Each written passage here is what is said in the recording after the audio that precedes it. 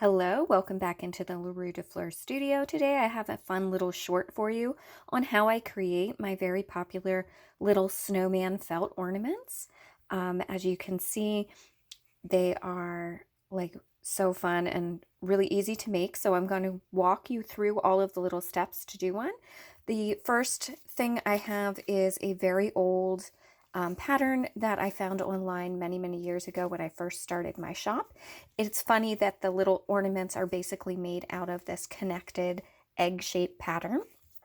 I will try to find a link to that, but otherwise you could just sort of make your own following the egg shape and leaving them connected at the bottom, and you'll see why that's important later.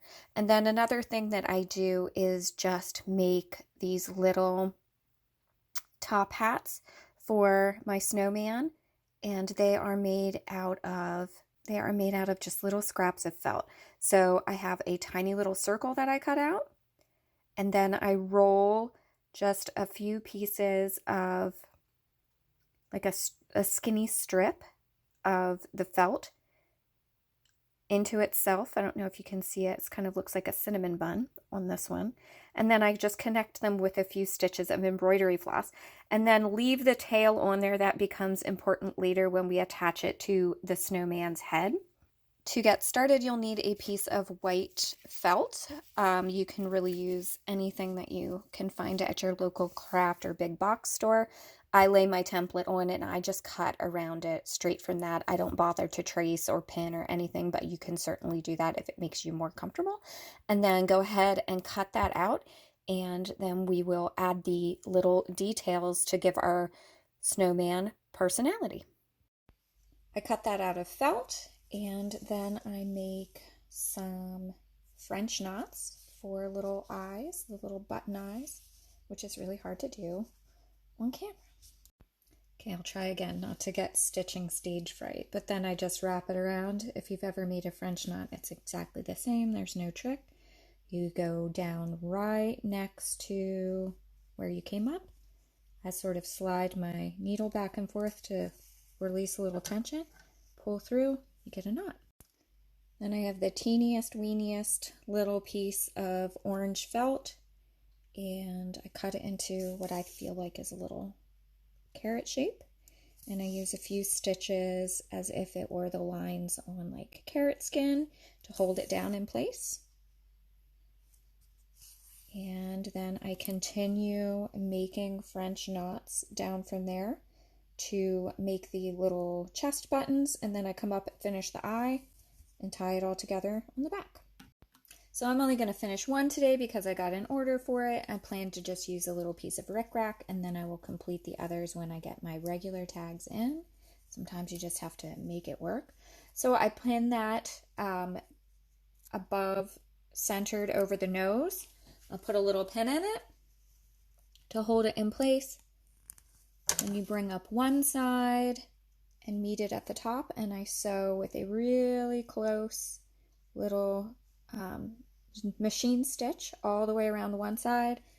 Then I fold up the other side and I go around there, and then I fold up and meet the back, and I leave a little, about an inch, half inch, whatever I think I can do to get my fingers in there to turn it around, little opening, and sew the rest of the way up, and then I will turn it out, and you'll see that in a minute.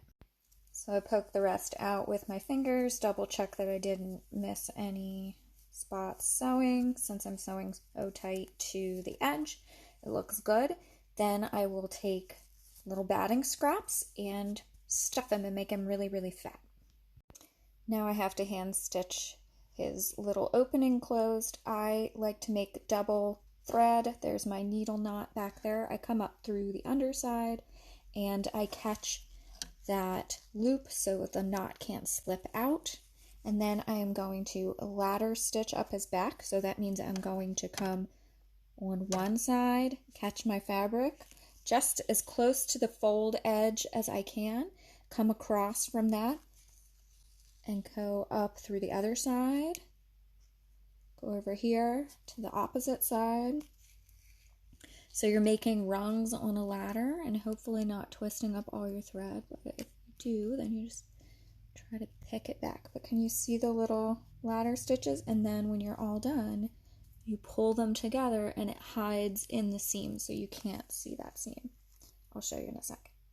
So watch how satisfying this is. You can see my stitches are right across from each other. Now I'm going to pull on my end of my thread and it just closes up the back.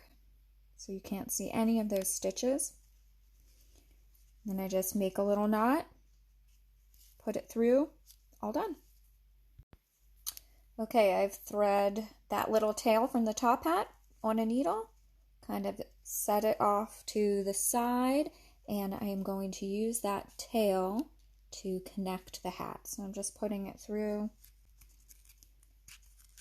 and that will pull it down, and then I will just catch it a few times up through the bottom to secure it in place.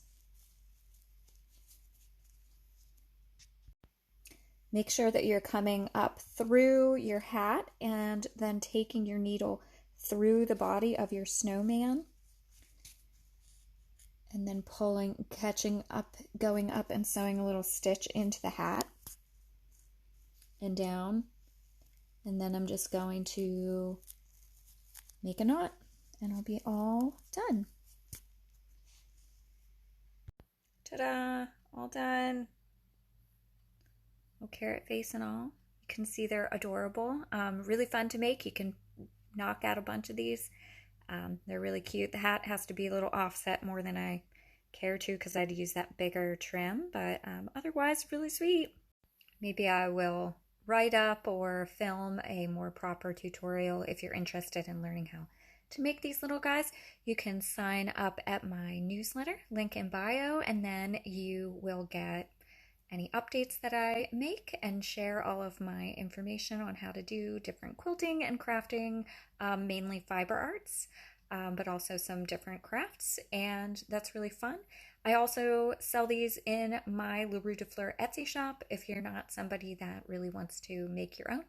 So that's an option too, and I will put the link for that in the next slide.